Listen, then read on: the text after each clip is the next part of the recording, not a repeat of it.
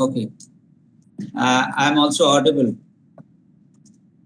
So, title of the talk is Miniaturization Technology Towards Precision Health. Okay. Here, the precision, uh, that this word is a very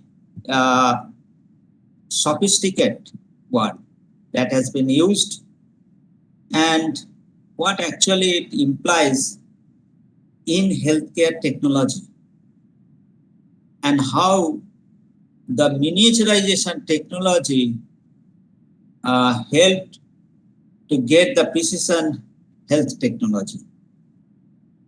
See that today, uh,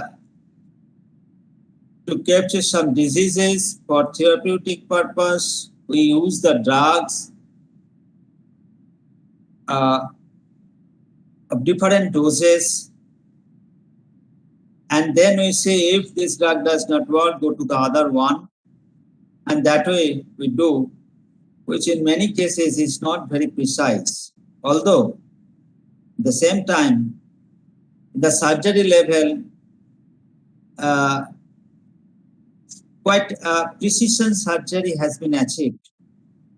One of these example is your one of the area, not example, area is your laparoscopy.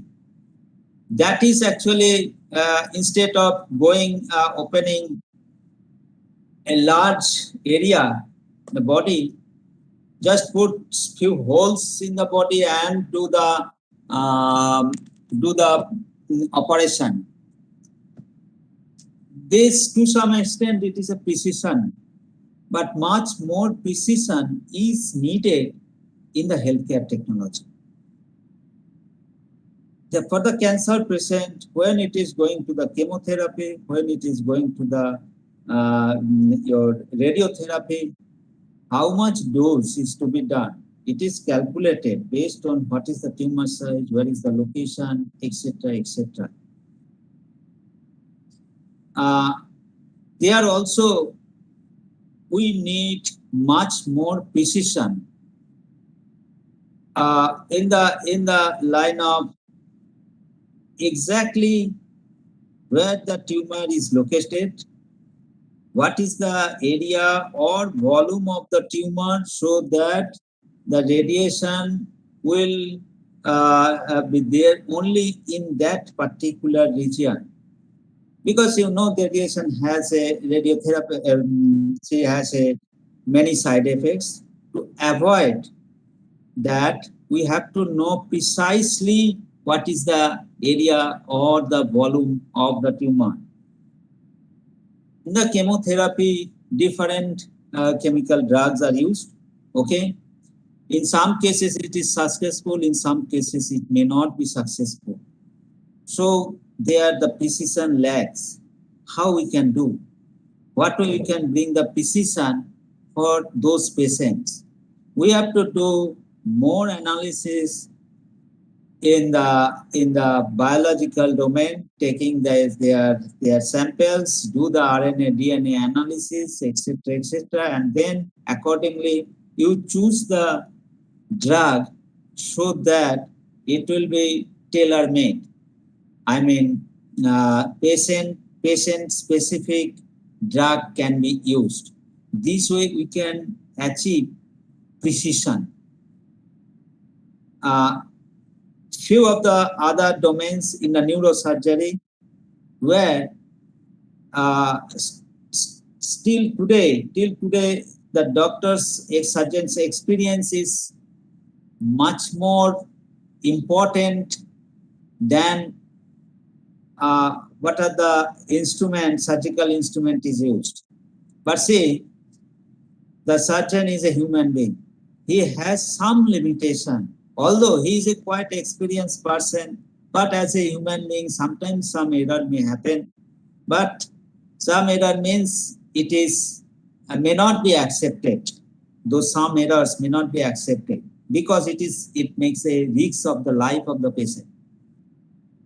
There, can I reduce the factor that involves the experience of the surgeon.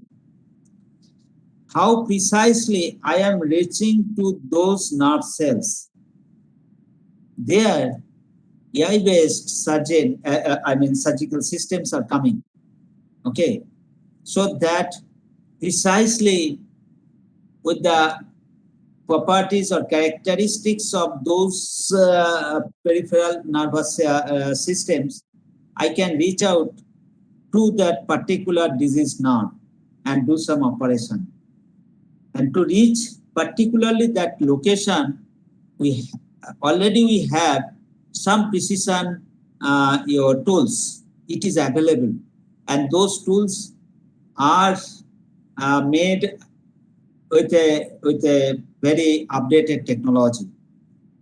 Some of the things you may or may not know about those instruments or tools are generated through the MEMS or miniaturization technology. Okay, so that precisely in the nerve cell, that those nerve cell can be accessible, because you can understand that first of all, the size of the nerve, it is very small, few micron diameter, and there will be a very complicated environment around that nerve. Sir, आपका slide change नहीं हो रहा है, sir? No, I am still in the first slide. Yes, sir. Thank you. Yeah, okay. So I have to reach to that nerve cell. So I have to have a tool which can access that small domain, small area precisely. The another factor is there that we sometimes neglect. What is the material that we use, the tool material that we use to reach or to do the surgery of those nerves? It is mostly the metal or some very hard material. Okay. And there people have seen that what is the Young module, while I am touching that, a scissor is touching that nerve, the nerve is getting damaged. Why? Because if you analyze the Young modulus of this material, maybe steel, iron, hard material, it is much more, three orders of magnitude more than the nerve cell. Nerve cell, we call it is a biological system, biological cell tissue. But being a material, it also has the Young modulus. Is it not? It also has a thermal conductivity. It also has a electrical conductivity. Having those parameter and measurable parameter, it has been observed that the Young modulus of the nerve is 3 orders magnitude less than the steel or the hard material. So when I touch my scissor to the nerve will get damaged. So before surgery, I'm putting some barrier to this system. I'm damaging the system. So how I can reduce that damage? This is an issue. Then people started thinking, what is the other material I can use it as a scissor? So now, if I take a polymer material, and can I make some kind of a scissor out of that? Yes, it is. So one way, the Young modulus, Poisson's ratio, it will be matching with my biological tissue, and so damage will be less, and the doctor, surgeons will not have to think of how much pressure I have to give, because it is more or less similar. The damage will be minimum. This is also precision technology. So to some extent, precision healthcare technology is developing, but some more things has to be done. Now in today's aspects, as you understand with your director's message, that it is an interdisciplinary domain. It involves the AI/ML, it involves the electronics, it involves the computer science, as well as the others, your science and engineering stream. So here I'll talk about only the miniaturization technology towards the precision. My talk will be first of all, what is miniaturization? Then fusion of technologies and the biomeans. I'll introduce the biomeans. What are the challenges? And then I'll just talk about what is soft lithography. And then I'll talk about some of the efforts that we have made in our lab with my students. So flexible flow and pressure sensors, improvement cellular growth dynamics, monitoring the biomechanics. These are some of the research topics that my students are pursuing, and then the conclusion. So going towards the miniaturization technology, I'll just read out Feynman's vision. There is plenty of room at the bottom. Entire encyclopedia could be written on a head of a pin. Fabricate a motor with a volume less than 1/64th of an inch on a side. And this statement he has made in 1959, about 80 years back. And today, we are realizing these facts. Okay. On the other side, we have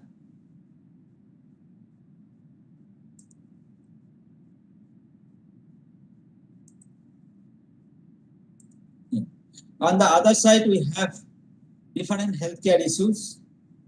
Population explosion in the developing countries put severe strain on the medical infrastructure and needs point of care rapid solution. Okay. Because it is a burden, and our healthcare cost is quite high. Many people cannot afford it. That's why I told that quality health for all. To achieve that, these miniaturization technologies provide the benefit like power production, the lower production cost and form factors, portability without compromising the sensitivity and accuracy. You know that diabetes is a prevailing disease in our country. And for analyzing the diabetes, we have to do a regular checkup of the blood glucose. For that, either the patient has to go to the clinics, or someone has to come, a health worker has to come to the house, to the home of the patient, take the blood, go to the clinics, do the analysis, and this is the conventional things. Where to get the result, you need some volume of the blood, and analysis of the glucose for the diabetic patients is a very regular way they have to do, twice a month or like that. And if it is for the infants, it is quite painful also. Considering all these issues, as well as if you think that at the rural India, rural village, at the remote places, how a diabetic patient can get the result of his blood glucose sugar. So people have to think, what will be the technology that can go to the remote village where you do not have any power? Okay. So my clinical, the instrument available in the clinical setup may not run in the remote village. So today that portable and precise those instruments has come up, where a strip will be used. In the strip, just a drop of blood will be absorbed, and immediately after, say, 5 minutes, 1 minute or so, after a few seconds, the blood glucose can be, we can see what is the blood glucose of the patient.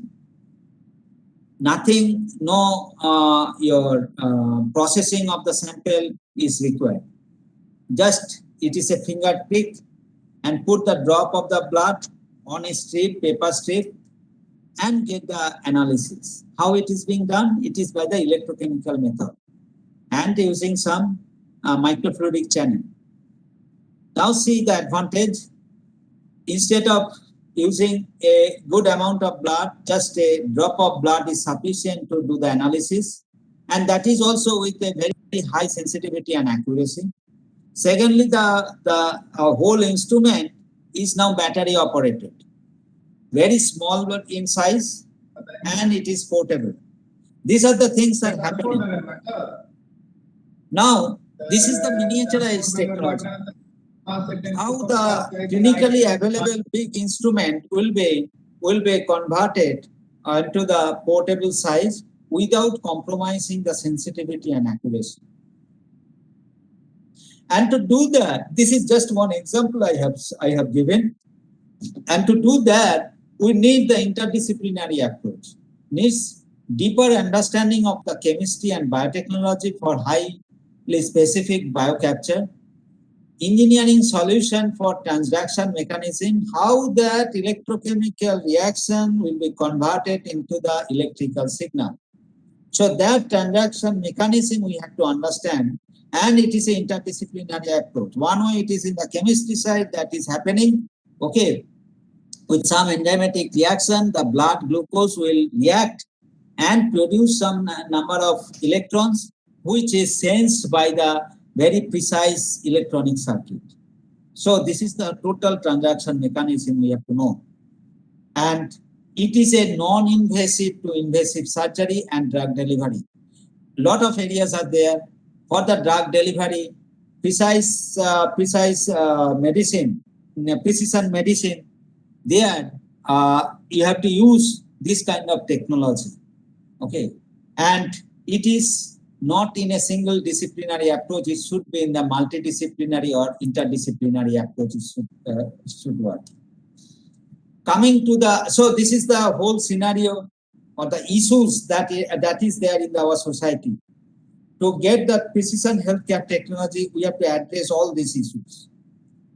Coming to the miniaturization, as I have mentioned, we got the transistor that is now working. We know all about the transistor, which was invented in 1947. And thereafter, we have a silicon planar technology in 1954 and an integrated circuit in 1958. From a single device, which was the metallurgically their transistor, then it came to the silicon planar technology in 1954, and thereafter the integrated circuit technology, where few number of circuit devices are integrated together in a silicon planar substrate and was there, which was available in 1958. But thereafter, if you see this path, that VLSI, and then you have a ULSI, ultra large scale integration, and then you have a nano CMOS. In today, as an example, the DRAM chip, you have a more than 200 millions of transistors together. Varying length, I mean the connecting 200 millions of transistors, it will go from 8 to 10 meter. And the feature size going down to less than 35 nanometer. Okay, and supply voltage is reduced from the very high 24 volts to the less than 1 volt, so that the power consumption will be less and less. This is the typical parameters of the your chip characteristics for a DRAM, and this has been achieved. You see how the 200 millions of transistors can be work together. That is a challenge. Synchronously, it has to work, and each transistor will be having only few less than your micron. It is only the 35 nanometer feature size. Gate length is 35 nanometer. Okay, so it is at the atomic scale that precision is making in an atomic scale. 350 number of atomic layers are present, and so that 200 millions of transistors will synchronously work, and you will get the characteristics of the DRAM. Today it is available. We know that. Therefore, this technology is quite mature. The integrated circuit technology, nano CMOS, this is quite mature technology. And what we did here, we use mostly in 99% case, it is a silicon material. Silicon is a good semiconductor.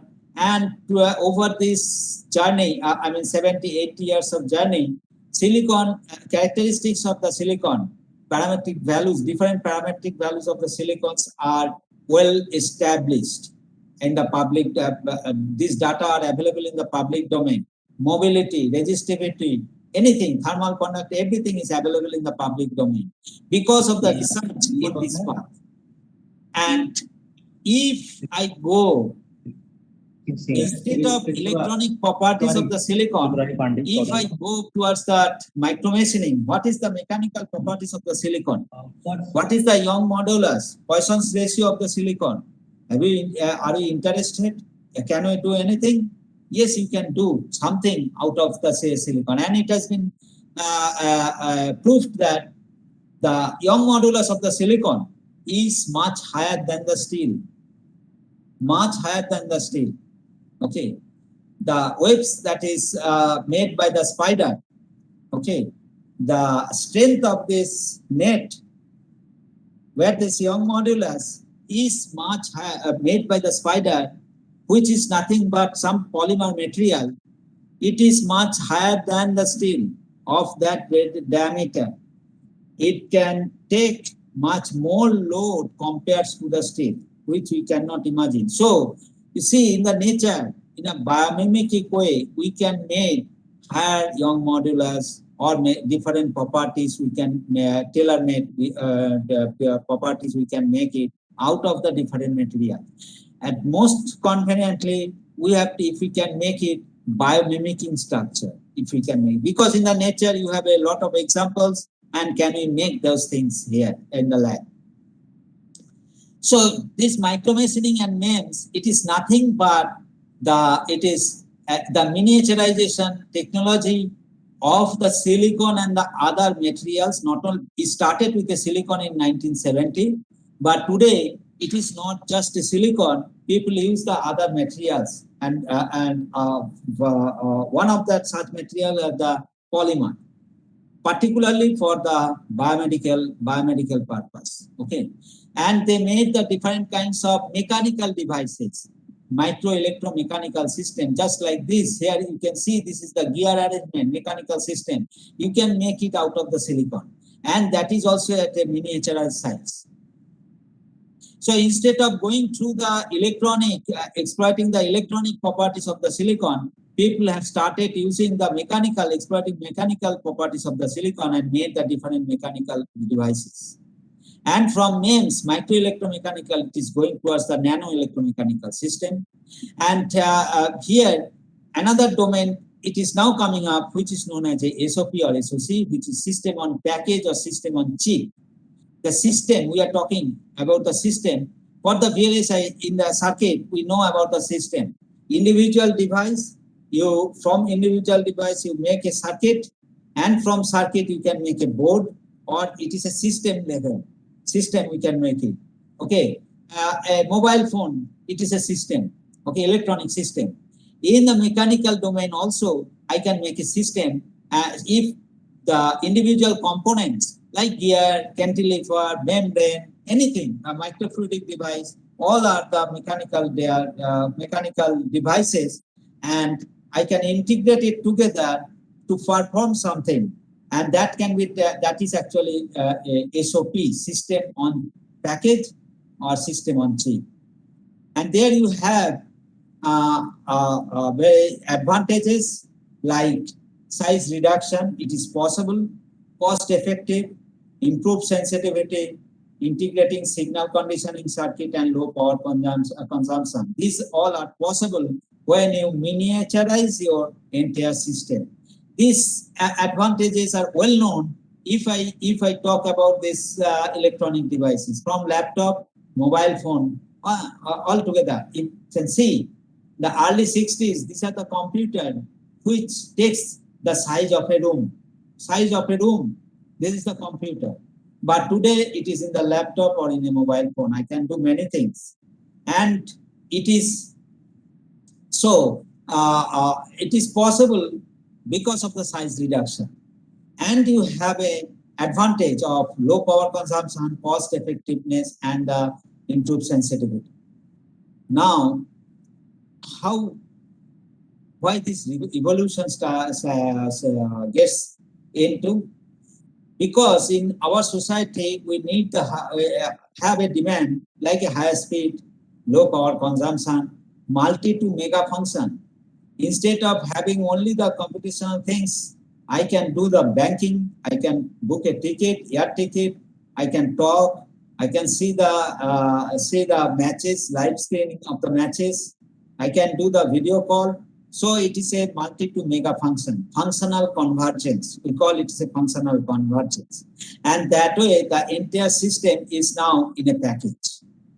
So this is all about your miniaturization, evolution of the miniaturization. Going towards that, you'll see that in my next slide, I'll talk about only about the MEMS. What is a MEMS? Very quickly, I will go through. It is your integration of a mechanical and electrical components on a common substrate. So you will integrate mechanical device as well as the electrical component together, and it will through this microfabrication technology operate the entire system. It will operate in a different energy domain: thermal, mechanical, chemical, magnetic, electrical, biological level. Just as an example, I told the blood glucose monitoring system. So what is happening there? The sample is a biological sample, the blood, but out of that, the main component is your glucose, which is present in the blood sample, in the plasma it is present. Now that glucose will interact with something, it is through that electrochemical reaction. So it is a catalyst, enzyme, GOD, glucose oxidase is there. That glucose oxidase as an enzyme will interact with the glucose present in the blood plasma.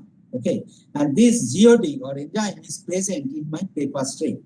So when I put the drop of blood on the paper strip, that glucose will interact with the GOD enzyme, and this is a electrochemical reaction will happen. Electrons will be generated. Oxygen ions will be generated, and that is the number of electrons. And these electrons, if this reaction is happening between the two electrodes, it is happening, and these two electrodes are connected to the circuit. So the electrons will flow through this. There will be an electrochemical reaction, and now very precisely you can calculate what is the current flowing through that. And this current is proportional to the reaction, electrochemical reaction. That means, and this electrochemical reaction is overall proportional to the how much glucose present in your sample, in the one drop of blood. This is the principle of your blood glucose monitoring system. And so what we need, it is the sample, enzyme, and a precise circuit which will measure the current in a nano or picoampere level. And then you have some your conversion. Okay. So here the biological energy is converted into the electrical signal finally. Through the electrochemical process. So the biological energy is converted into the electrical energy, and I am getting it in my glucose monitor system. I can see what is the level. So most of this, I mean, reaction or what is happening in the mechanical system, it is basically the transfer of the energy. If I want to measure the pressure at the different altitude, the pressure, it is some kind of a mechanical energy that will be converted into the electrical energy. How this conversion is taking place, the transaction mechanism, how it is happening. So if I use a diaphragm where the pressure is being built up, diaphragm will deviate. And when it will deviate, then it can be measured by a capacitive method. It can be measured by a other means like a piezo-resistive method. And so the mechanical energy is converted into the electrical energy by means of a capacitance or by means of a piezo resistance. So this is the transaction mechanism. In any chemical reaction I have given, mechanical reaction I have given, in a thermal reaction. So in a thermal process, suppose I want to know what is the temperature. So a material which is sensitive to the temperature, I will place it, and this material properties will change. Either mostly it is a conductivity or resistivity of that material will changes. The resistance will change with the temperature. And if I can measure the resistance, I'll get I can predict what is the temperature. So there the thermal energy is changes converted into the electrical energy. This is the whole idea of the main. So you can energy conversion, and through this energy conversion you can understand that it is a multidisciplinary in nature. I have to work in the multi-domain. Next is your fusion of technologies in the micro scale. So getting some idea of MEMS in the physical world, we are now moving towards the biological domain. Here, I'd like to say that photolithography is a technique which is used in a silicon technology to get the miniaturized devices. Basically, it is a technology, or it is actually a process by which you can transfer those dimensions on the silicon wafer. From the computer to the silicon wafer, you can transfer it by using this photolithography process. Photolithography and medicine were total strangers to one another. Medicine in the biological domain, photolithography in the engineering or in the IC domain. But at present, they are indispensable partner in the biomedicine to envisage the scenario of personalized medicine. Okay. So here, whatever precision technology we are talking about, there, as it is a multidisciplinary, photolithography and medicine will work together. To get the nanomedicine, to get a precise medicine, precise surgery, you have to do get some devices which will be fabricated using photolithography method.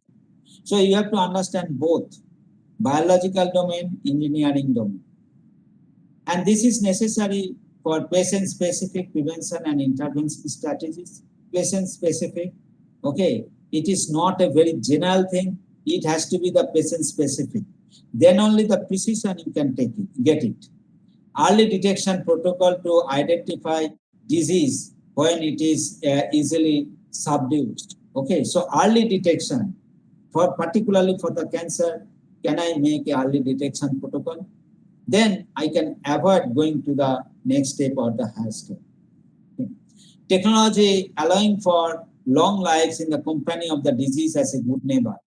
We see that any disease in a human body, it is an enemy. But can a person live with the disease, and the disease will be a good neighbor without sacrificing the quality of the life? It is very, very challenging. While these, points I have told here, the development, it is basically possible by using the miniaturized, wearable, implantable, biomedical, wireless sensors for personalized healthcare and the beyond hospital application. Okay, this is possible. All these points, it is possible, and future it will come up. Personalized medicine, patient-specific prevention strategy, early detection protocol, it will be possible in future.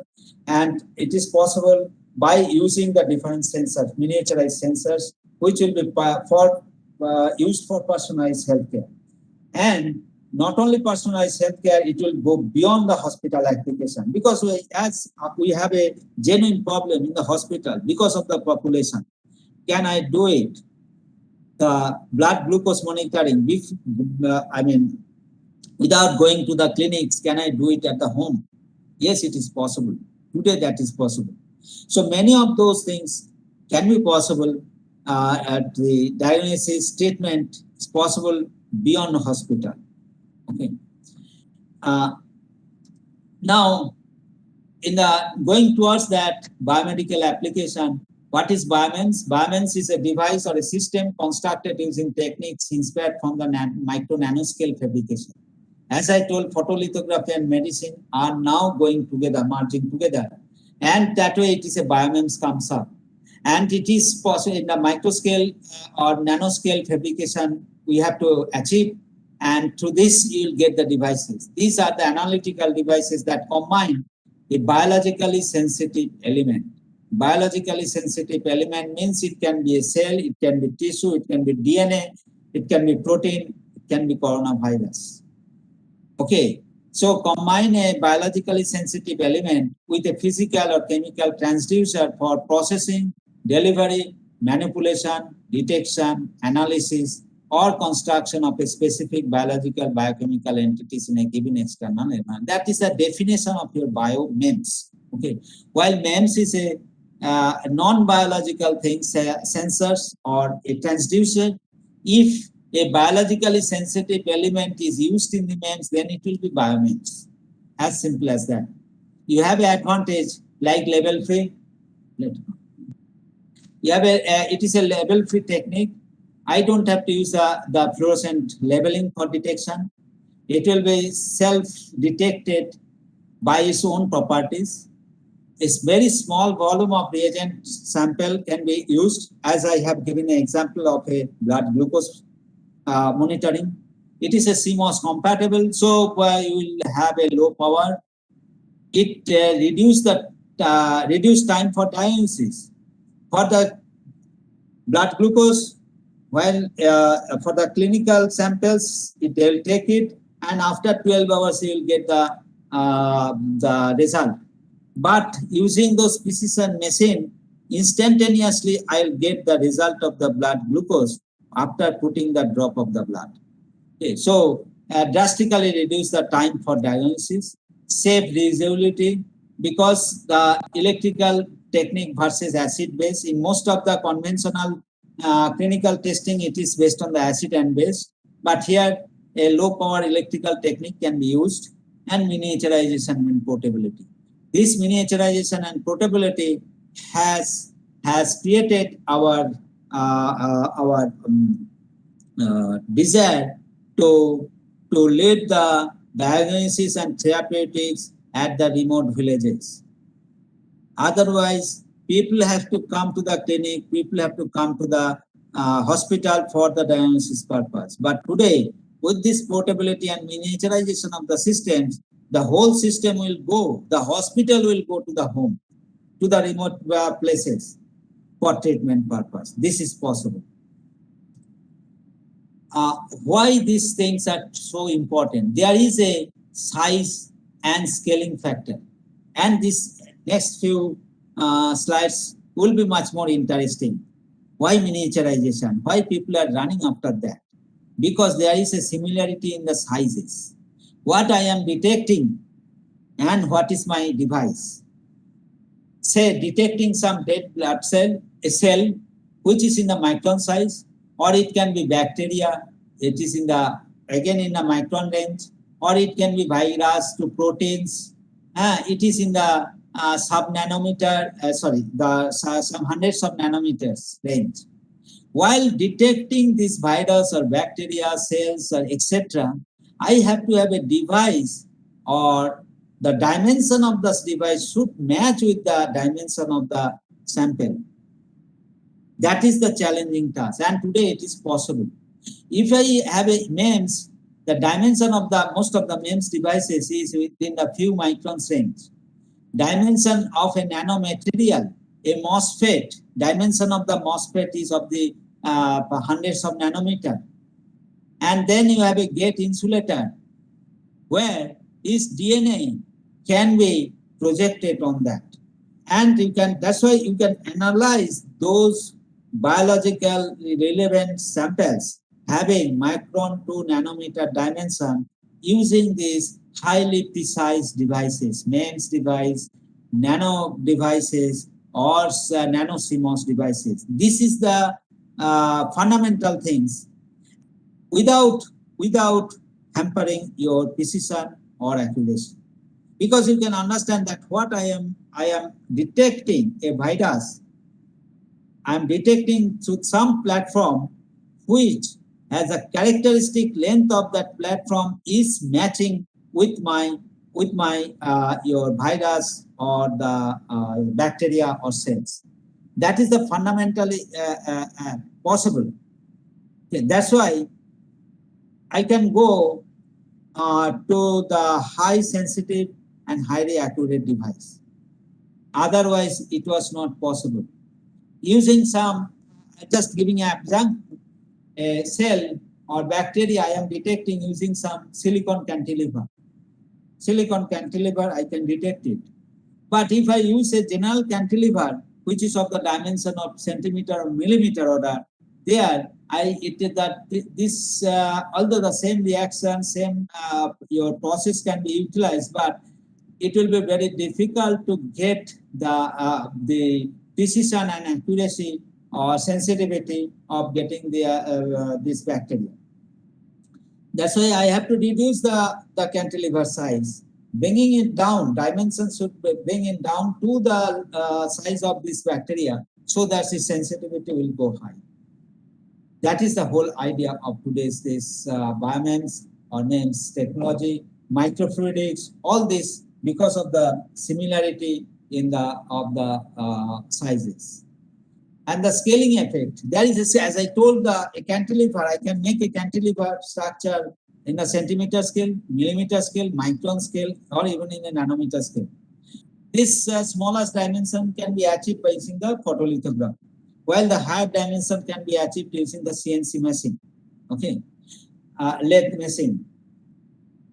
The scaling law, coming to this, miniaturizing machines and physical system is an ongoing effort for the human civilization to meet our market demand for the intelligent, robust, and multifunctional low-cost consumer product.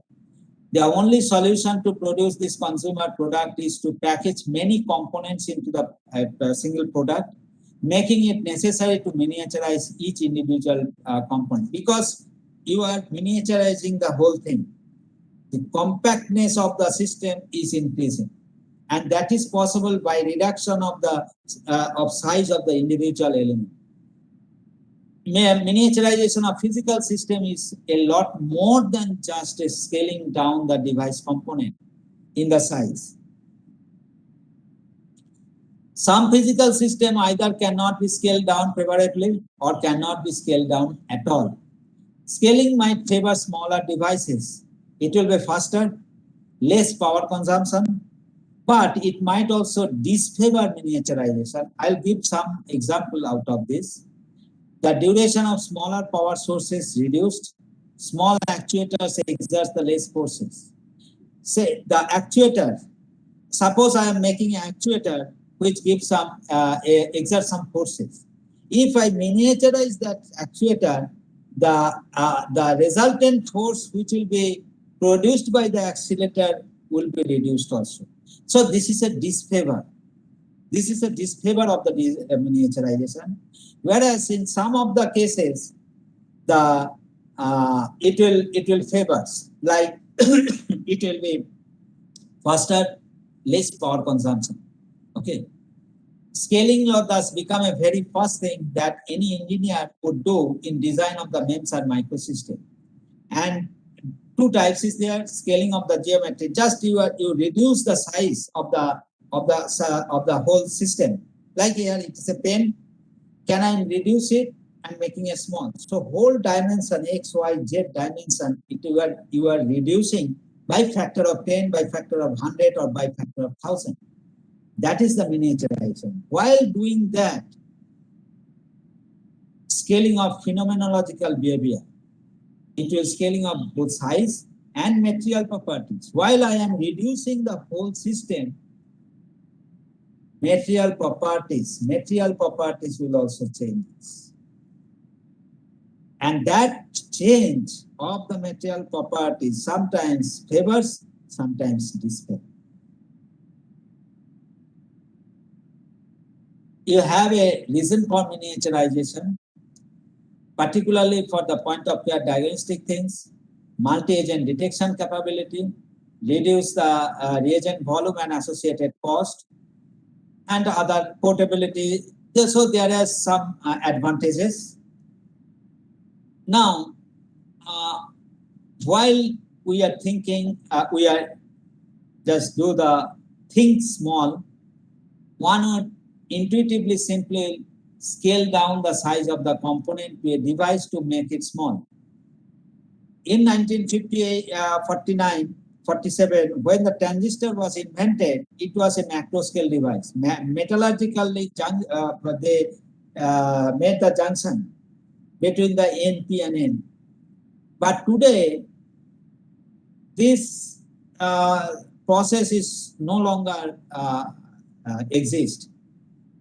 We do everything in a nanometer scale with a different miniaturization microelectronics technology, using the thin film deposition, using the photolithography, using the etching process, etc., etc. And it is by things small. Okay, that way it is possible. While doing that, many of the materials properties may change, because previously it was the bulk of the material bulk properties of the material is utilized. But when you are miniaturizing, some of those bulk material properties may not work in that microscale domain. It will changes. And that actually happens in many cases, and it may disfavor. Giving some example, in the a battery, you know, the battery, there are a lot of research is going on. While battery actually you will store the energy. Now, in today's era, people are making a battery out of the paper. In a paper, you can make a battery using some storing some chemicals and make it. But the area, actually the energy stored per unit area or per unit volume, that way. Although using the paper, I can reduce the size of the battery, but the total energy stored will be reduced. I cannot avoid that. So there is a challenge. And this scaling law is disfavor in this case. Similarly, in the microfluidics domain, making a channel, through the channel, the fluid will pass. And if I have a macro channel, big tube, the fluid is flowing, there will be a stress, a shear stress, and that shear stress will depend on what is the surface area. And in a macro scale, the volume, the ratio of the volume to the area, surface area, is large. Volume is very high compared to the surface area. But when you are reducing the size, making a micro scale or nanometer scale channel, there the ratio of the volume to surface area is very less. Volume to surface area is very less. So the forces which are surface dominating, or which is proportional to the area, not volume, those forces will be dominating in the micro scale. And therefore, the shear stress at the micro scale fluid dynamic process, it is much high compared to the macro scale, and it is disfavor. So the amount of the fluid I want to deliver, I want to push it from inlet to outlet at the micro scale, I have to give more amount of energy, more amount of force or pressure I have to give it compared to the macro scale device. So although in the micro scale, different types of the research is going on, different domains are opening in the, particularly the biological side, but it actually disfavors the scaling law. There is a lot of disadvantages. I have to give much power at the input to push the fluid out of that. Okay, because the surface area is more dominating, so surface forces will be much more high. To overcome that, I have to give much more pressure. So the scaling law make engineers aware of both the positive and negative physical consequences of downsizing the devices and mechanisms. At the large scale, physical problems are handled using relativity, whereas at the very small scale, it is handled by the quantum mechanics. Okay. And relative magnitude of different forces challenges with the characteristic size of the system. There is an effect of miniaturization on the scaling law. Here, scaling law are rules that predict how a system will behave by changing its size. Scaling law deals with the structural and functional consequences. As I have just mentioned, a structural consequence, what will be? Structural configuration means it is the overall configuration, how it reduces. And that is one side. Another side will be the functional consequences. That means that when the microfluidics is made, but when the fluid is going, how functional consequence will be. That means I am giving much more pressure for the flow of the fluid. That is the functional consequence. So these three parameters that can be changed when the size of the structure is increased or decreased. One is the dimension, that is definite, material properties, and the design. So design, just I will give one example out of that. Volume and surface. I told there is a surface dominating forces. There are volume related physical parameters are also there. Just as a simple example, if I take a sphere, so volume is 4/3 pi r cube. So it is the r cube of that length scale. But the surface area is proportional to r square.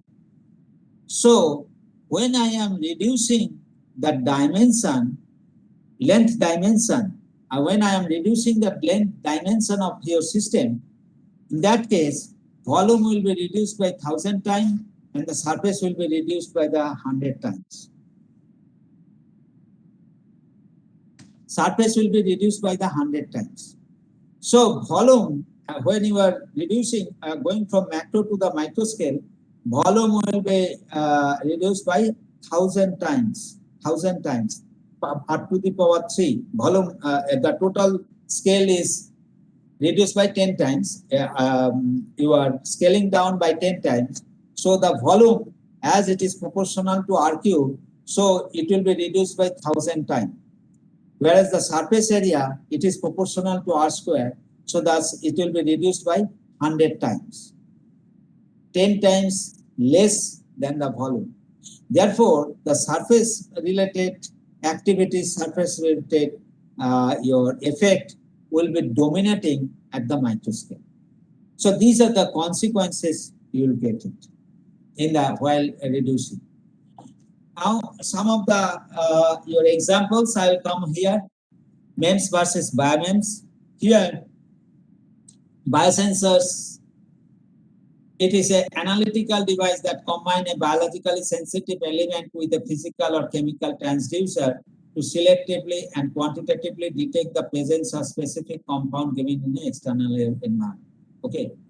Biosensor, biomems I have talked about. Here I have shown a pacemaker is connected to the surgical process. It has been implanted into the body. Now in the pacemaker, I can use or implant a inertial sensor like accelerometer or the force sensor. I can implant a miniature force sensors inside the pacemaker, and I can get instantaneously or in a real time, I can get what is the rate response in the pacemaker, heartbeat. I can sense in a real time what is the heartbeat instantaneously. So just a miniature device, pressure sensor device or a inertial sensor, force sensor device can be implanted into the body to extract some of the body parameters. In that case, this will be a biosensors. Okay. it is in not only sensors, it is implanted in a pacemaker. So altogether, it will be a system on package also. Going into the next, some of the other examples. Here I have shown you just a schematic view of your, say, a cantilever structure, a miniature cantilever. The structure, the dimension of the cantilever is in the micron to nanometer dimension, and here we can do the antibody antigen reaction on this cantilever surface and see any kind of a virus, specific virus is present or not. I can detect it using this cantilever. As the antibody antigen reaction will continue, so the virus will be embedded or added into the cantilever, and therefore the cantilever will deflect. Cantilever will deflect from its normal position. How can I detect it?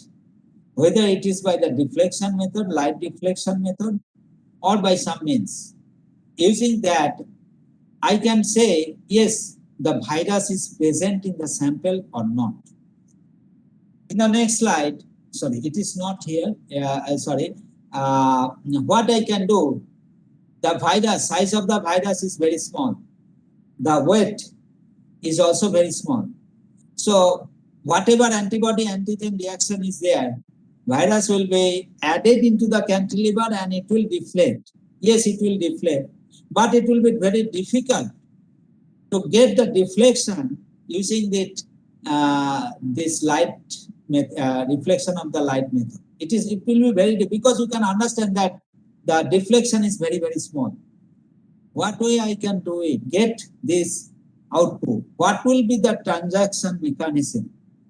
Yes, deflection is there by this reaction process, but deflection is very small. What is the other things? As the virus is added into the cantilever, total mass or weight of the cantilever changes. Whatever amount it is in the picogram order or nanogram order.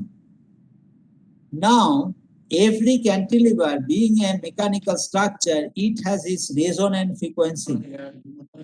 This resonant frequency, it will changes by adding of these viruses. So if I can monitor the resonant frequency of the cantilever after antigen antibody reaction, I can see there is a shift in the resonant frequency, and from that shift I can tell, yes, the sample contains that virus or not. That is the whole idea. The second one, I have already told that about the neuroprobe. These are the probes made of a silicon or the polymer. And see what is the size. Here I have given the scale. It is only 300 micron scale. So you can understand, you can imagine what will be the size of the tip. Because the size actually dictates how accurately, precisely I can reach to that nerve and get the nerve signal, electrical signal. And to get the electrical signal, you should have a metal electrode so that the electrical signal can be captured and going out of my human body, and I can analyze it through some instrument. So here, as it is very precise, pinpointed, so if I use a high Young modulus, easily my nerve cell will be damaged, and therefore it will be. I have to be careful about that. So the Young modulus of the system of your material should be adjusted or tailored so that my nervous system, nerves will not get damaged. The other one, here I will talk about if time permits. Otherwise, it is the insulin pump. I talked about the blood glucose monitoring. In the glucose monitoring, it is the chemical electrochemical process, electrochemical reaction, and I can get what is the blood glucose of my body in a real time. It is there. In the whole system, it is there. But not only the monitoring, if my glucose level goes very high and cross the threshold, some circuit will be there. It will ignite, and the insulin will be injected into बजे आ the गया था। blood. Insulin will be injected into the system. Okay, and therefore it is the sensing as well as it will act as a insulin delivery or drug delivery system. Together it is there. For insulin delivery, you need a microfluidic channel, you need a drug reservoir, as well as on the other side you have a blood glucose monitoring system. All together it is connected over here. Okay, and without much discomfort of a human person. Okay, these are some of your precision and personalized medical devices. I'm giving an example. All of them are not available in the market still. So this is available in the market, commercially available, but not all the systems are available in the market. So you can understand there's a lot of scopes to do the research, to do the work, and bring the product into the market.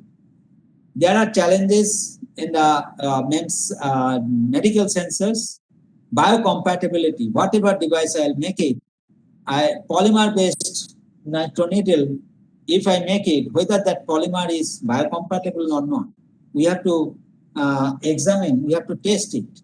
Otherwise, you cannot push it into the body. Nothing, no material, no external system will go into the body without much test on the biocompatibility issues. Okay, and life of the device and the packaging issues. How many days, how many years the pacemaker will be there inside the body. Not only pacemaker, now pacemaker is quite standard. Inside that you have many sensors, inside that you have many energy, the battery, energy resources are there. So how many years it will do? People are doing research on that. That is also under the precision healthcare technology. Okay. The other point is the retrieving the data out of the device.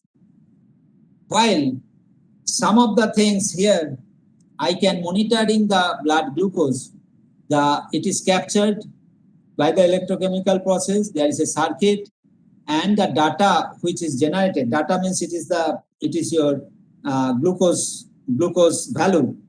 Then can you transmit that data outside the body? Yes, it is possible, and I can store it in a computer.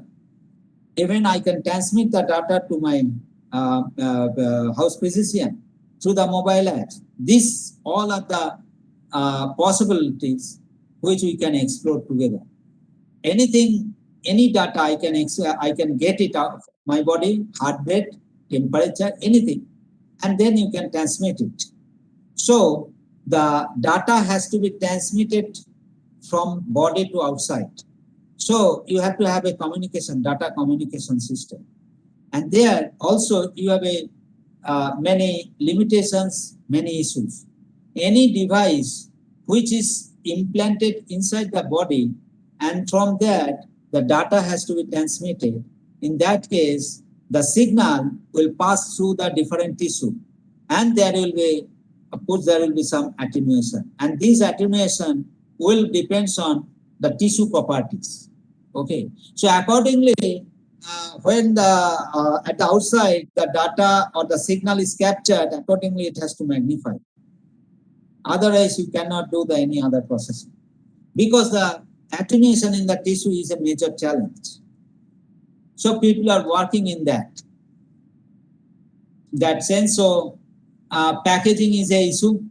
Whatever device, transducer, sensors will go inside the body, it has to be packaged and it has to be biocompatible. Body has a hazardous materials, like two way it is possible. The material, it is going inside the body, so it has to be biocompatible. In the other way, body also, in the body we have some different pH level at the different tissue, different areas, different locations. And that actually may be harmful to the new material which is implanted in my body. So it is not that while I am putting the new material inside, and that may give some harmful effect in the body. But in the other way, body also can give some harmful effect onto your material, and you will lose your devices. Both way it is possible. That's why biocompatibility issue is a major challenge. Choice of power source. You can understand for the implantable device, what will be the power source so that say for it will last for 30 years, 50 years. We don't have to change it, the battery by operation. Or I can do the charging through the externally. Okay, powerless, cordless power. I can charge my battery. These issues are there. Bidirectional wireless communication is essential for implantable micro system because bidirectional it should be. From our body, when the signal is going out, there will be attenuation. Similarly, if some signal comes from outside into our body, there also there will be attenuation, and we have to have a matching amplification circuit, amplifier circuit, and all those things. So these are the common issues. Now I'll just put 1 or 2 slides on what we need a newer material. So far, whatever we have discussed, mostly the silicon material. Silicon is a well understood material, well research materials. It is used, but silicon is not a biocompatible. Silicon is not a biocompatible. So if I want to make some kind of a sensors out of that, I have to have a new materials. We have to have a new material. So it is the polymer material which is used, and these polymer materials, various type of polymer materials is being researched, and we have it. It is a SU8, PDMS, polydimethyl siloxane, PMMA. Okay, these polymer materials are useful for making the different devices. Okay, out of this, PDMS is a most common material because it is biocompatible. It is a class of a silicon viscoelastic material having Si, silicon, and the oxygen as a major bulk components. It is a low temperature polymerization. It is a biocompatible, and reversible deformation is possible. Self-sealing capability, but hydrophobic nature. That is the most challenging. It is a hydrophobic in nature. Okay. So some treatment or something we have to do for getting it into the to go to the hydrophobic nature, because here you see the soft lithography. Many of you know about the microfluidic channel or this kind of devices where a small wells, array of wells has been fabricated, and you can do the different kinds of tissue engineering. You can do the different types of a cell culture. You can do the drug test in this array of devices. In the right hand side, this figure actually shows the microfluidic devices, where in the microfluidic channel the fluid will flow. Now these devices, you can make it in a silicon, but making it is in a silicon, you need a clean room facility, you need a photolithography, etching process, thin film deposition process, and therefore the cost of the device will be very high. Can I make it a low-cost device? And for that, silicon will not be compatible, as well as silicon is not biocompatible also. So in the processing side, as well as the material cost-wise, silicon is not a matching one. Okay, will not fulfill our demand. Instead of that, people are working with these different types of polymer. One of them, common material, is your PDMS. PDMS is a viscoelastic material, and I can make this kind of devices, say microfluidic devices or this kind of smaller devices, array of devices. I can make it in a very rapid way. Okay, it is those processes are known as a micromolding process or micro contact printing process or replica molding process. Different technologies are coming up, and it is these technologies or processing techniques are low cost in nature. That is the very, very important thing, because for any device which are being used for the diagnosis purpose, it is one time use only. Once you put a sample inside that, do the test, you have to throw it out. Okay, in a blood glucose monitoring test, the strip which is used where I am putting my blood for the electrochemical reaction, once it is done, I have to throw the strip. The main instrument will be there. For the next time, I have to use a fresh strip to do the next test. So it is a use and throw technique. For the use and throw, one time use, it should be cost effective. That means the manufacturing cost should be very, very small, negligible. Here, by this micromolding, micro contact printing, and the replica molding process, you can achieve those kind of devices with a low cost using this PDMS as a material. Okay, silicon, I cannot use it here because of the cost involvement, as well as silicon is not that much biocompatible. PDMS has the advantage of both the sides. Just giving you an example of soft lithography. Suppose I want to make a channel in the small channel in some devices. So what I'll do it, I'll have a master mold. In a master mold, just like in a stamp, I have something written, engrossed in some of the material, and put a ink over that. And if you stamp it, you will get the replica of that, okay, instantaneously. And that replica, it goes to the 100 to 1,000 times. You can do it many times. Similarly, this is same thing is followed in the soft lithography. The pattern which I want to make it, that will be fabricated. Just I am giving an example of a microfluidic channel of this kind of a pattern. I want to make it on a PDMS.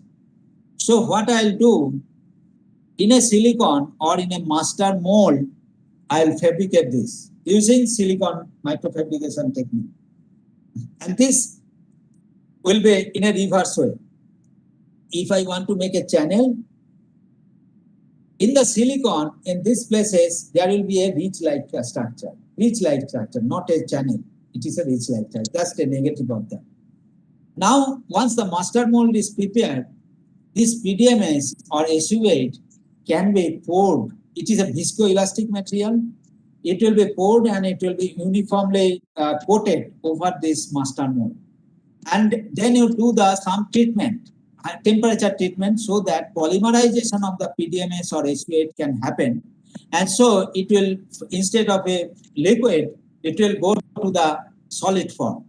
And once it is complete polymerization is over, you can peel off.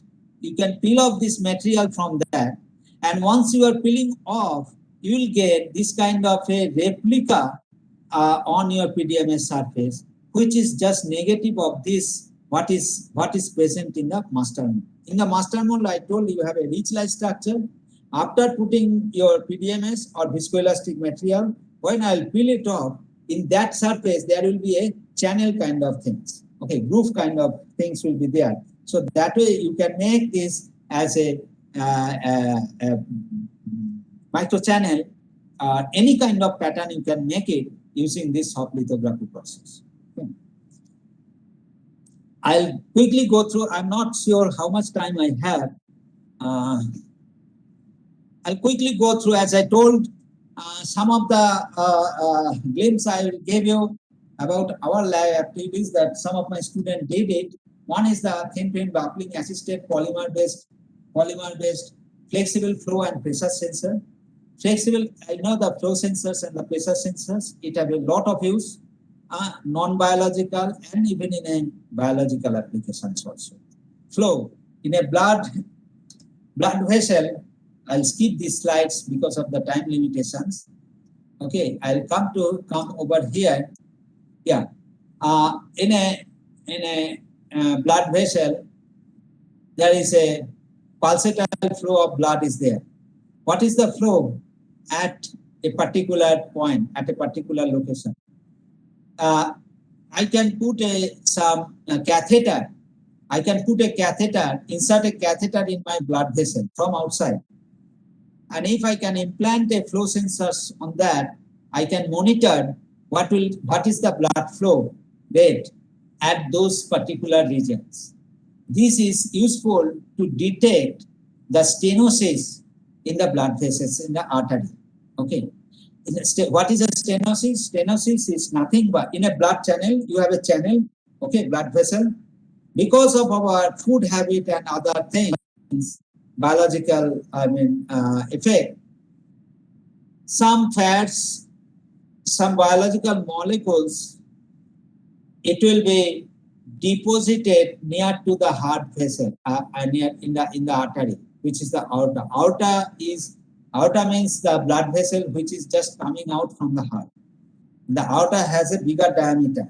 Then it is branching out, and then the aorta to artery to the arteries to the capillary, and then the capillary it will go to the vein and coming back to the heart. This is the whole network of your cardiovascular system. I am talking about the aorta, where those fats and the fatty different biomolecules, large polymer chain molecules can be deposited inside the channel. What will happen? Blood is flowing with some diameter. But over the years, because of our food habit and other things, some layer is formed. So the area or diameter of the blood vessel reduces. Blood is flowing. Now it will reduce. So what will happen? As it is a continuous flow, to reserve the continuity of the blood, what will happen? The velocity in this region will be high because the radius has reduced. Okay, because this is a continuity equation you have to follow, and so where you have some deposition means the diameter of the blood vessel is reduced, and so the blood velocity will be high. If the blood velocity is high, pressure in this region will be reduced. That is the whole idea of your Poisson's equation on Earth. Now, in that cases, as the vessel will collapse, after some critical diameter, the vessel will collapse. So patient has to do the surgery, put the stenosis so that the blood vessel, the reduced blood vessel will go and it will have a bigger diameter. So the flow of the blood can be restored. That is the whole idea. So it is a stenosis formation and putting a stent in the blood vessel to bring the blood vessel of original diameter. Okay, this is by surgical process you have to do it. I have to know while doing the surgery, the surgeon has to know at what particular location this stenosis has been formed, so that the stent is a mechanical device, nothing but it is a net-like structure, and pushing it to that area using some catheter, it will be deployed and the net will be deployed and it will be there inside this like this. Okay, so the collapsed blood vessel, it will be larger in form. So I have to know where is the location of this stenosis. For that, I'll push this catheter implanted with a flow sensor at the tip, and I can monitor from the outside. I'll monitor what is the flow rate at different point. Where I'll see it is a minimum, and I'll get that is the point of your operation where I'll put my stenosis. So we have given a attempt to make some flow sensors. And these flow sensors has to be flexible nature because the catheter is a circular in nature. Flow sensor has to be surrounded, conformally integrated around the catheter surface. Then only you will get the uniform flow distribution, or you can monitor, so you can sense the uniform flow distribution over the catheter surface. That is the whole idea. Okay, so it is a flexible flow sensor. What we did, it is just a flow sensor. Most of you know how it works, what is the principle. So as the flow goes, so heat will be taking out, and so the resistance will changes.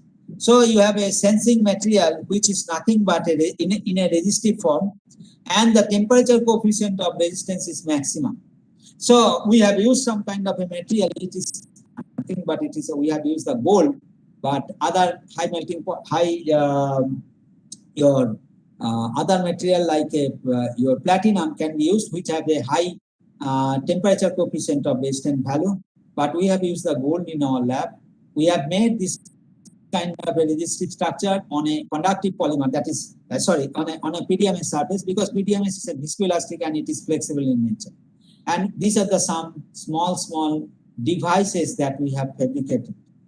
Once it is done, then you can see at an enlarged view, at a needle tip, at a catheter, around the catheter surface, the entire sensor has been mounted.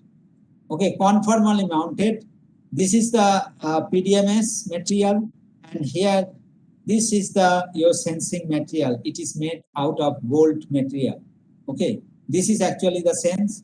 Now the whole catheter is pushed inside the blood vessel, and the resistance will changes because of the flow difference or the velocity difference of the of your blood flow, and accordingly the temperature of the resistance of the sensors will changes. And if you can monitor that change of resistance, I can say the predict the profile of the velocity of the fluid inside the vessel. This is the whole idea. Coming to the other one, the pressure sensor. Again, I am skipping your main thing, pressure sensor. So instead of a flow sensor, can I put a pressure sensor, miniature pressure sensor on that, and monitor what is the pressure around that location. So again, it is a flexible, and it has to be mounted on the catheter. So lot of applications. We made these devices. These are the different steps, process steps that has to be followed while making these pressure sensors over the PDMS surface, and it will be flexible in nature. I'll just quickly go through this one. Many, characteristics, properties, you have to do it. Proper testing and measurement you have to do. Finally, if you say this is the single device, a pressure sensor, okay, again, it is a resistive sensor on a diaphragm. Okay, on a PDMS diaphragm it is there, and you have a cavity. On top of the diaphragm, you have the sensing material which is made of chromium and gold, thin film chromium and gold. This is the side view, and this is the top view. This way, the chromium gold structure is patterned, and you have and this is a resistive material. And below that, you have a cavity.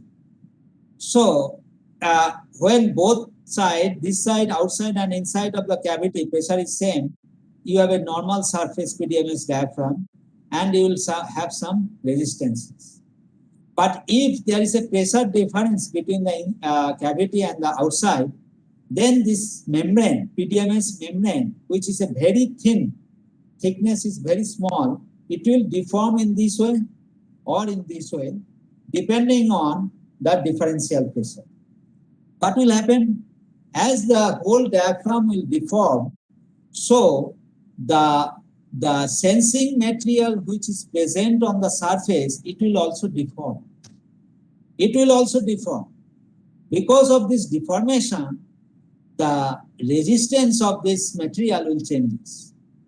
So you will get a delta R.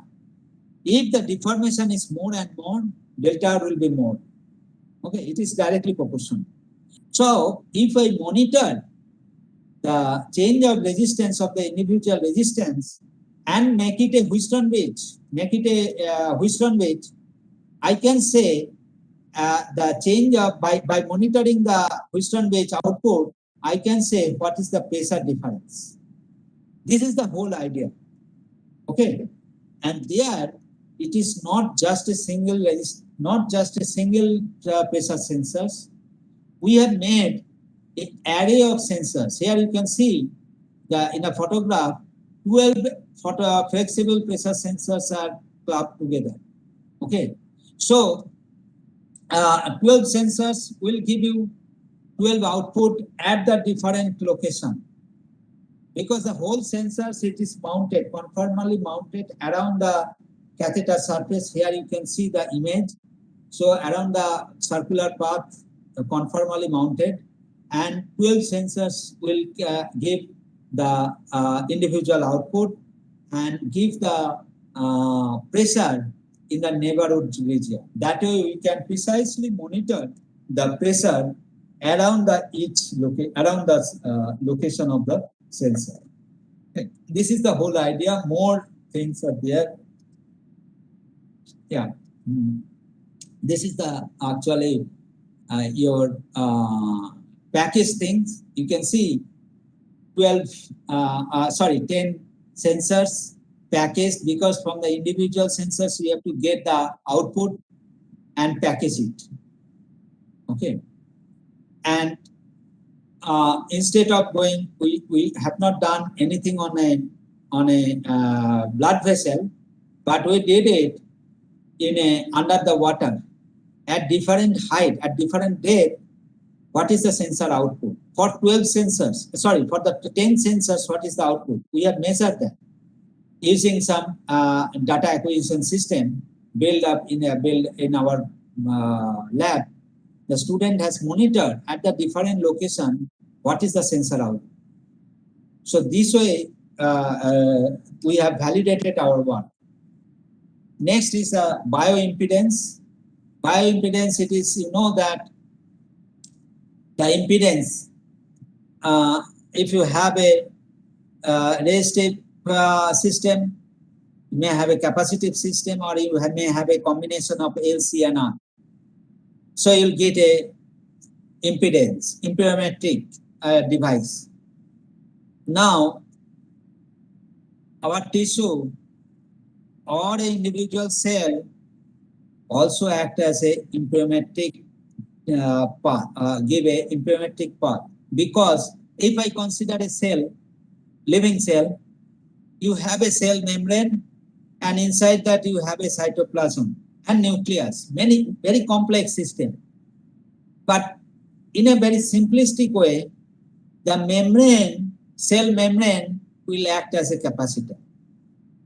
Cell membrane, you have a hydrophobic surface, you have a cell porosity through which the nutrients will go. But altogether, equivalently, I can consider it as a capacitor. And inside that, the entire cytoplasm, it is a resistive in nature. So individual cell, you have a capacitive and a resistive component. You do not have a inductive, but capacitive component is there and the resistive component is there in a very simplistic way. So if I measure a tissue, I am taking a tissue where you have a lots of cells, and also you have an extracellular matrix where those cells are embedded. That also, extracellular matrix also have the electrical properties.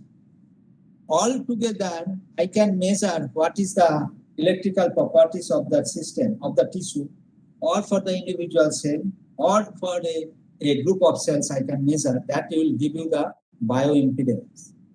Now, if you take a different tissue, you'll get a different bioimpedance properties for that.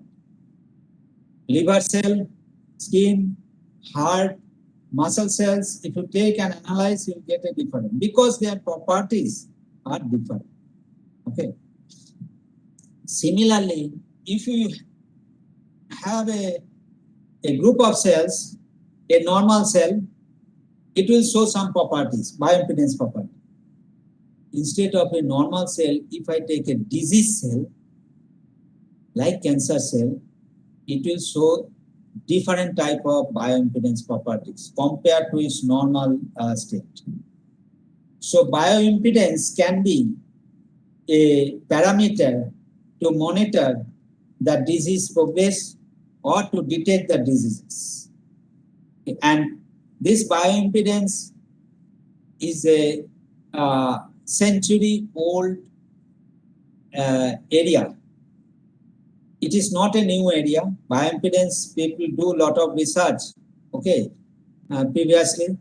But today, in a miniaturization technology, I can do it in a miniaturized form, which was not possible in the previously. But with a smaller devices, I can do the cell culture of the cancer cells, and I can do monitor what is the impedance, bioimpedance of those cancer cells, or I can monitor for the normal cells, epithermal cells, okay, in a miniaturized version.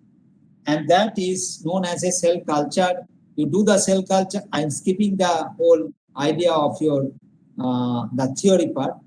Just to tell that those who are mostly in the non-biological side, how the cell is cultured.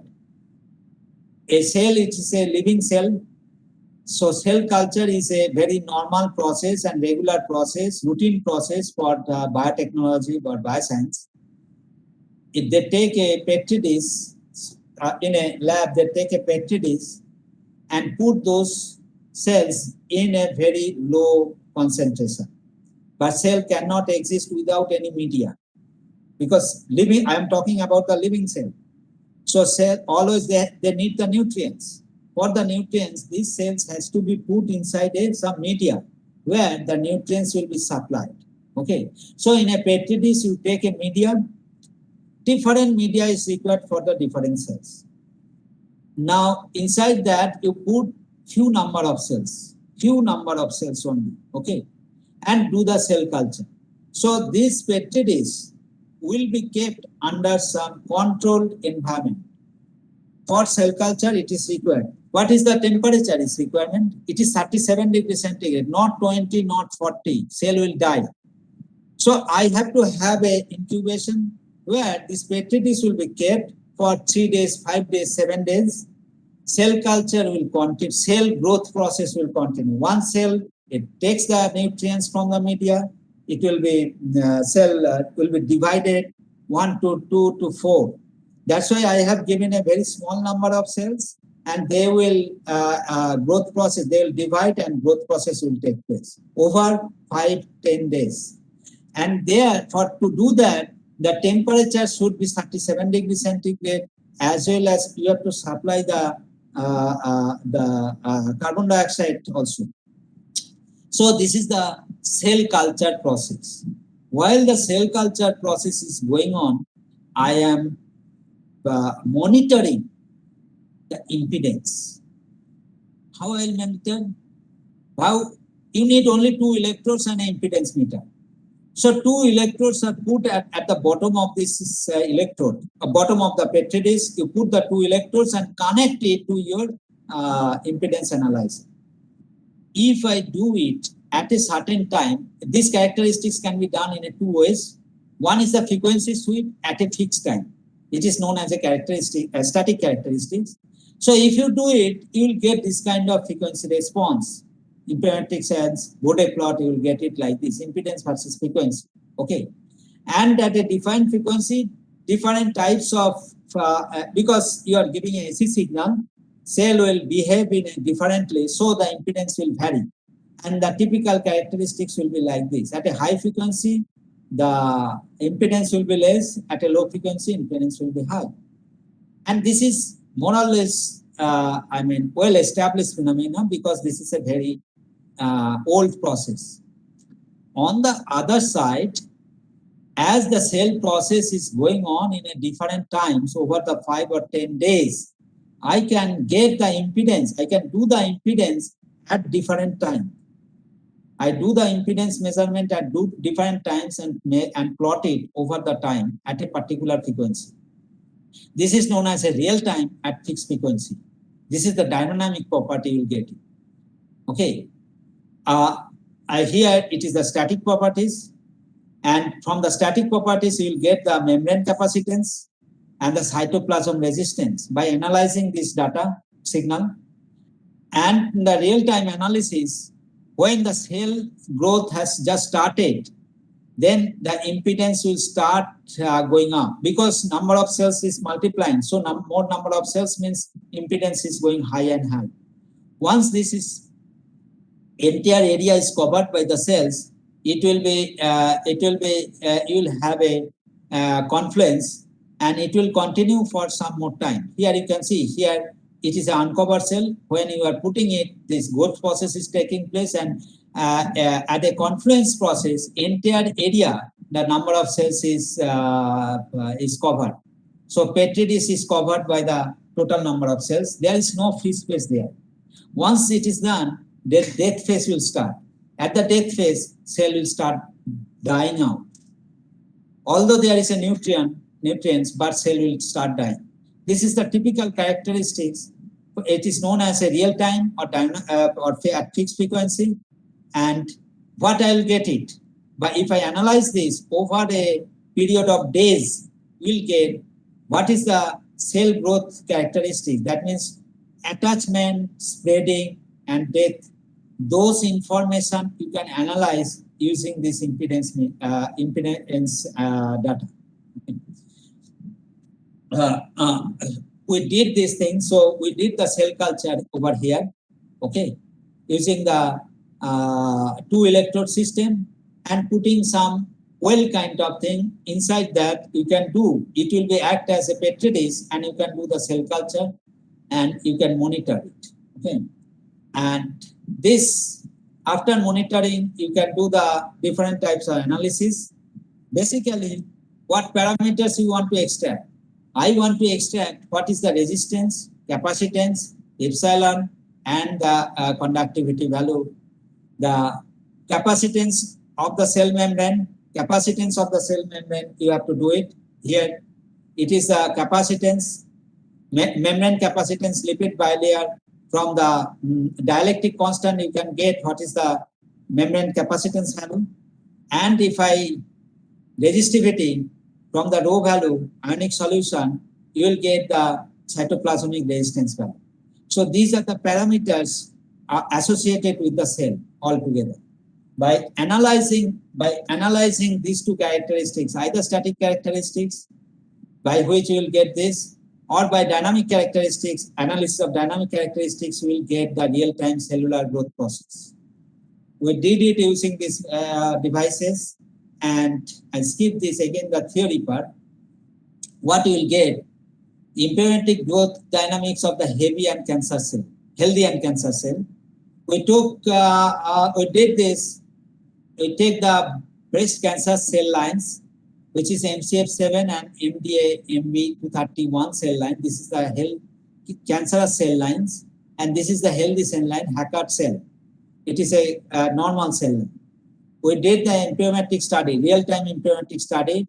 As you can see, there is a growth phase, then the confluence state where the impedance will remain more or less constant, and there is a growth decay or death phase. And this is happening for Hackard, MCF7, MDA231 cancer cell also.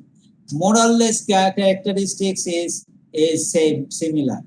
But if you minutely at a micro scale, if you observe, what we can see, one point is that this is the cell growth line. I can know what will be the cell growth.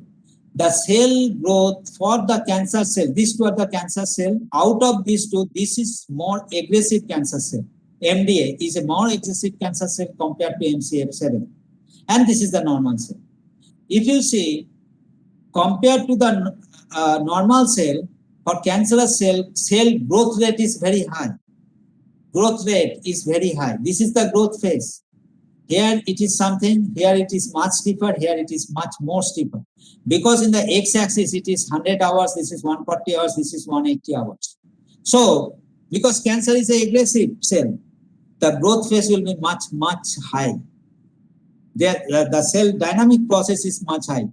So you can observe, you can capture those process using the bioimpedance. Then you have a confluence, and then you have a death phase. Death phase, for this case, it is much lower compared to other case, because cancer cells will get the nutrients and somehow they will camouflage and try to exist there, will not go for the dead phase. But for the normal phase, they will not camouflage and they will die out. Another important point is that if you see carefully, here it is, the curve is very smooth, impedance data is very smooth, whereas here you have some more fluctuations like this. Here it is much more fluctuation. Fluctuation is nothing but it is your average, or the what I'll say, the position of the cell. While I am measuring the impedance, the cell has to be static. But in the real case, as it is a living cell, so they will move. They will move. Where is my nutrients? They will find out. For that, they will have a micro movement. For that, but as it is a normal cell, their movement, dynamic process is quite low. So I'll get a much smooth curve. But for the cancerous cell, they will find out where is my nutrients. Okay, they want to grab it. So they will have a more, movement around this average location. So there will be more fluctuation in the bioimpedance, and that is much more in the MDA, because MDA 231 is much more aggressive cancer cell compared to MCF7. So here fluctuation is much more.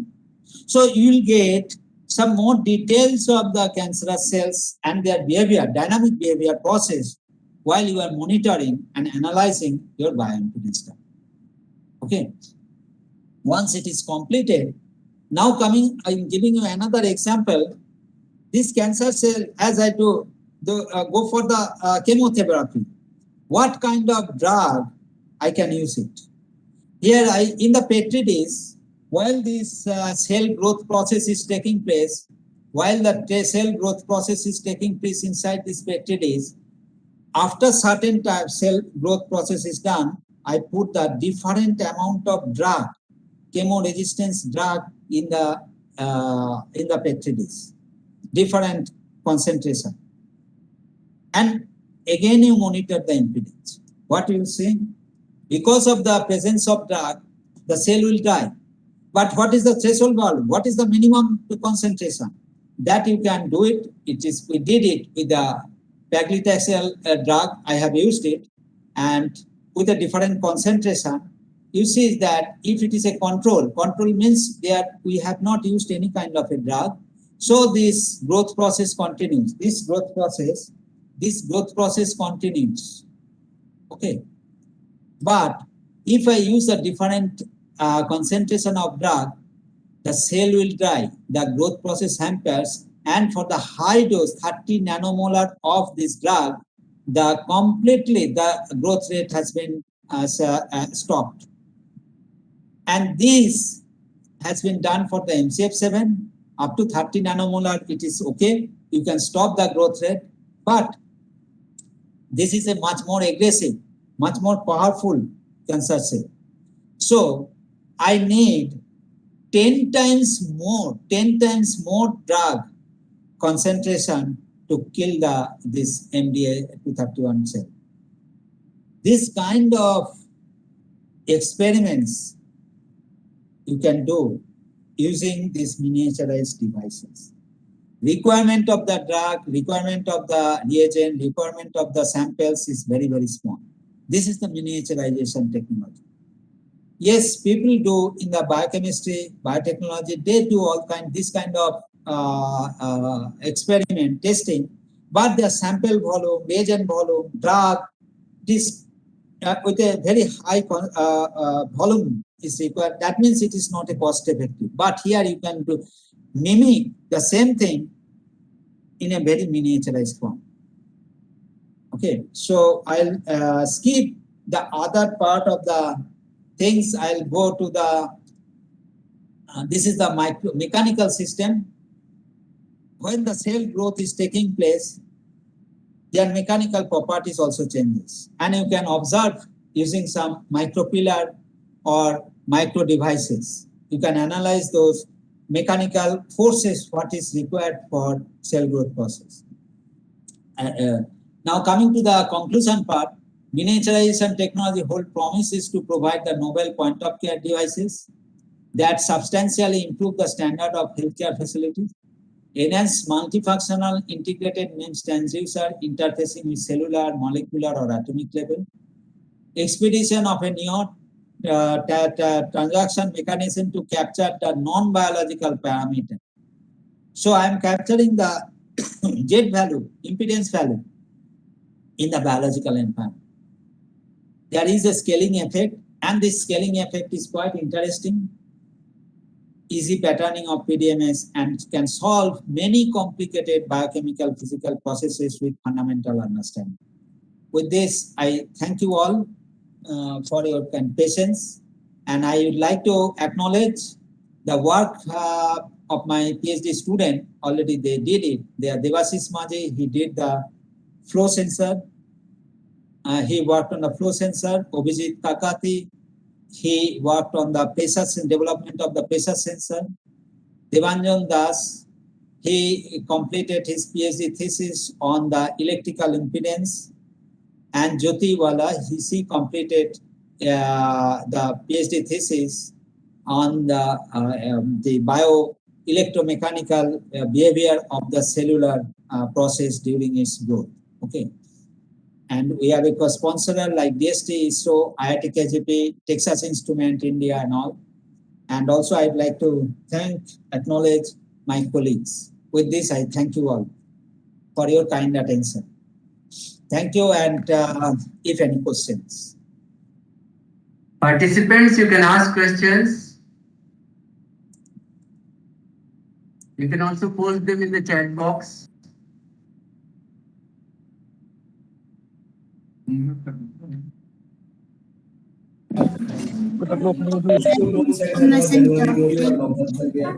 बेचारा नहीं आ पाया। हम लोग भी यहाँ बैठे हैं, दोनों चीज देखने। Participants, you can raise your hand so that I can unmute you.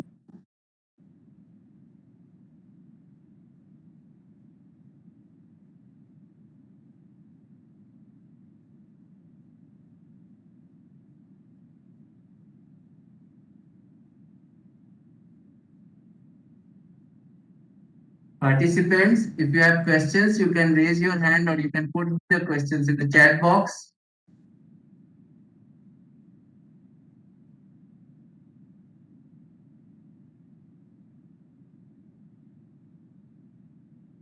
He said, no such question. Okay. So anyway, there are no questions. Thank you, sir. Thank you for sparing your valuable time and giving this elaborate presentation. Thank you so much. Really appreciate. We stay connected in future also, and please be humble in accepting our future requests and invitations. Yeah. Thank you once again. Participants, you can use the same link to connect with the second session at 2 p.m. So right now we'll stop the meeting here. You can reconnect at 2 p.m. Okay.